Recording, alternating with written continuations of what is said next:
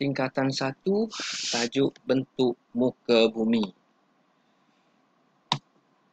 Okey, Malaysia kita mempunyai pelbagai bentuk muka bumi ya. Bentuk muka bumi di Malaysia ni kita bahagikan kepada 4 lah. Okey. Kalau tengok di slide ni ada tanah pamah, tanah tinggi, saliran dan pinggir laut. Okey. Tanah pamah ni maksudnya ialah kawasan tanah yang rendah dan rata, kawasan tanah yang rendah dan rata, dan ketinggian dia dari aras laut tak akan lebih daripada 180 meter. Itu tanah pamah, maksudnya tanah rendah. Okey, kita tengok secara ringkas. Kebanyakan tanah pamah ni dia terdapat di lembangan sungai, dataran, delta, di mana kita akan tengok sekejap lagi dalam peta taburan dia terletak di mana. Yang kedua ialah tanah tinggi. Tanah tinggi ini kita rujuk kepada kawasan yang ketinggian dia lebih daripada 180 meter tadi. Dari aras laut, merangkumi banjaran gunung dan dataran tinggi lah. Okey. Seperti yang kita belajar sebelum ni, banjaran gunung di Malaysia ni terjadi akibat daripada proses lipatan. Okey. Seterusnya ialah saliran. Saliran di Malaysia merujuk kepada sungai dan tasik. Dia berpunca daripada kawasan tadahan hujan di tanah tinggi. Okey, seterusnya ialah pinggir laut. Pinggir laut ini, kita Malaysia ni mempunyai pinggir laut yang panjang. Sebab kita ni ialah semenanjung. Dan Sabah Sarawak itu ialah Pulau Borneo. Jadi, laut kita panjang. Okey, kira-kira 4,800 km. Okey, Malaysia kita dikelilingi laut yang cetek yang terletak di atas pentas benua.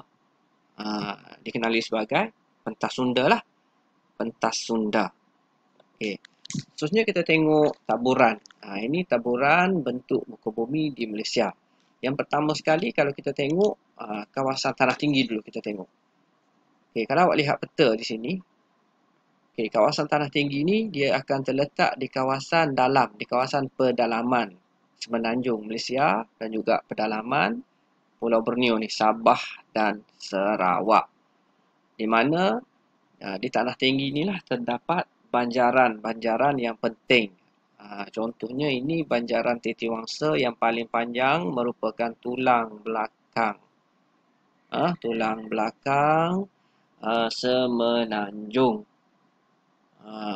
Okey, tanah tinggi kita di Malaysia ni kalau di semenanjung dia berasal daripada puncanya dari dataran tinggi Yunan di pedalaman negara China yang mana menganjur ke Thailand dan menganjur masuk ke semenanjung Malaysia. Okey.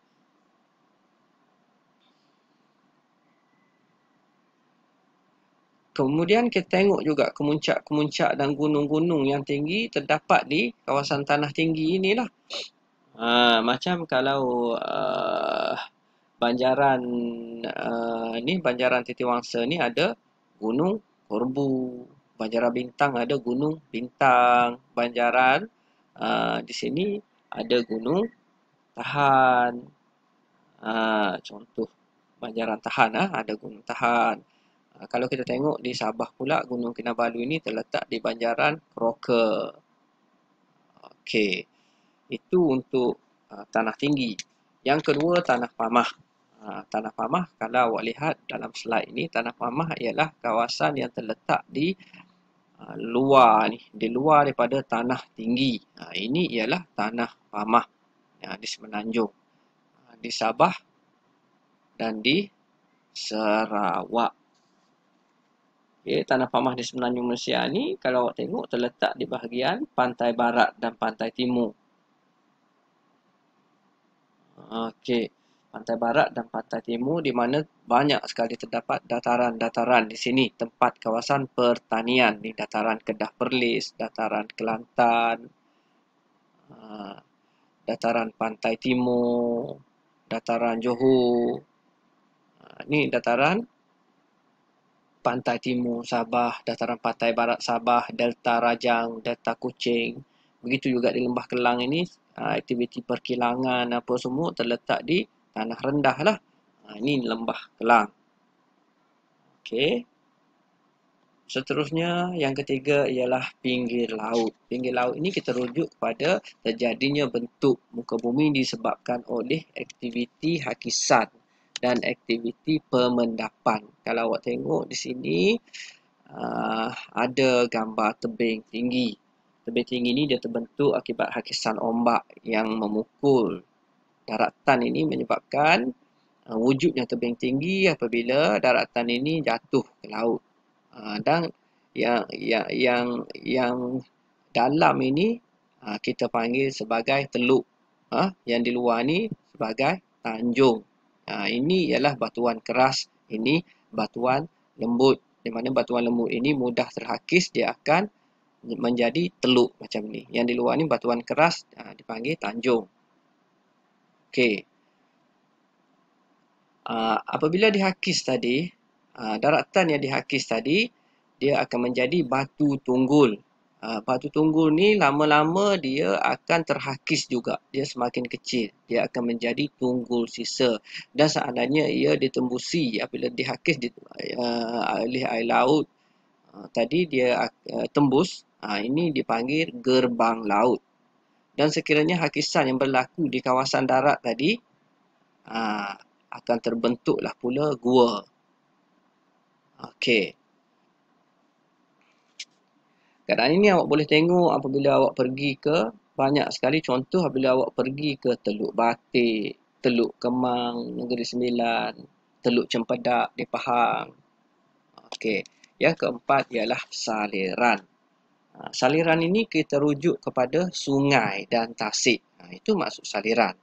Ini terdapat beberapa batang sungai dalam peta ni. Ini Sungai Kelantan, Sungai Terengganu, Sungai Kedah, Sungai Muda, Sungai Bernam.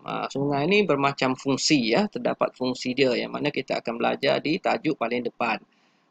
Tajuk hadapan dan ini Sungai Rajang, sungai yang paling panjang sekali di negara kita. Okey, Tasik terdapat beberapa tasik yang penting di Malaysia. Contohnya Tasik Kenyir. Di Terengganu ada Tasik Kenyir di sini.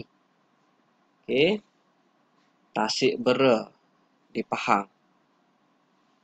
Tasik Bera di Pahang.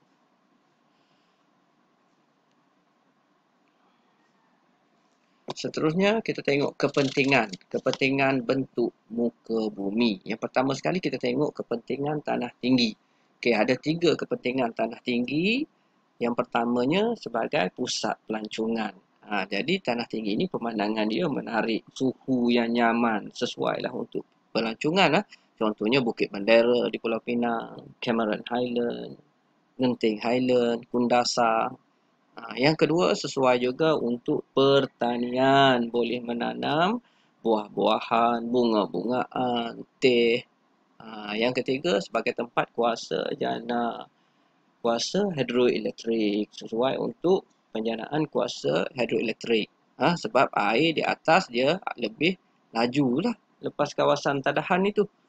Okey, contohnya seperti empangan apa? Empangan Kenyir, empangan Bakun di Sarawak, empangan Batang Ai di Sarawak, empangan Temenggu di Perak. Okey. Seterusnya yang kedua ialah tanah pamah. Tanah pamah ini sesuai untuk pertempatan kerana tanah rata dan seratunya lebih stabil lah. Jadi tanah rendah ni sesuai dibuat pertempatan, tempat manusia tinggal, buat rumah. Okey, yang kedua perindustrian dan perdagangan, kilang-kilang, kilang dan sebagainya dibuat di atas tanah pamah juga untuk aktiviti perdagangan. Yang ketiga perhubungan dan pengangkutan, maksudnya di sini jalan raya, landasan kereta api, lapangan terbang dibuat di atas tanah pamah sebab kestabilan tanah itu. Dan yang terakhir ialah pertanian.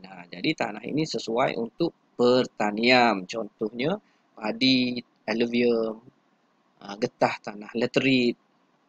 Banyaklah contoh-contoh tempat kawasan pertanian di atas tanah pamah. Contohnya di dataran Kedah Perlis, dataran Kelantan, Delta Rajang, tumbuhan seperti pokok getah, kelapa sawit, nanas semua akan tumbuh dengan subur di tanah pamah ini.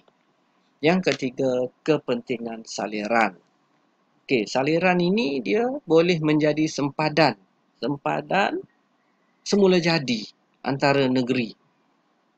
Contohnya, Malaysia dengan Thailand ada Sungai Golok. Dan Sungai Bernam di Selangor memisahkan Selangor dan Perak. Yang kedua, sebagai aktiviti perikanan. Sungai dan tasik ini penting untuk kegiatan penternakan dan penangkapan ikan air tawar. Seperti yang terdapat di Sungai Rajang, Sungai Endau di Johor, Sungai Pahang di Pahang. Seterusnya, kepentingannya sebagai perhubungan dan pengangkutan. Sungai digunakan untuk mengangkut kayu balak contohnya. Okey. Dan yang terakhir keempatnya ialah pengairan dan penjanaan hidroelektrik. Jadi sungai dijadikan empangan untuk penjanaan kuasa hidroelektrik. Seperti yang terdapat di empangan Tenompangi di Sabah, empangan Kenering di Perak, empangan Pergau di Kelantan. Okey. Kepentingan pinggir laut pula yang pertama sekali ialah untuk aktiviti perikanan. Contohnya seperti di Kuala Muda, Kedah, Kuala Selangor. Yang kedua untuk aktiviti pelancongan, boleh menarik pelancong seperti Pulau Pangku, Pulau Sipadan. Untuk dia boleh menjadi eko pelancongan, menikmati suasana bentuk muka bumi, keadaan bentuk muka bumi yang cantik di pantai. Yang ketiga, perlombongan. Kawasan pesisir pantai ini kaya dengan sumber mineral seperti petroleum dan gas asli. Seperti di mana? Di luar kawasan pesisir pantai Terengganu. Di pesisir pantai Sarawak, Sabah. Okey. Dan kepentingan yang keempat ialah sebagai pelabuhan. Kawasan pinggir laut ini dia berteluk di negara kita ini berteluk dan terlindung daripada tiupan angin kencang. Maka ini sesuai untuk pelabuhan. Contohnya Pelabuhan Kelang, Pelabuhan Pasir Gudang. Sekian sahaja untuk tajuk ini.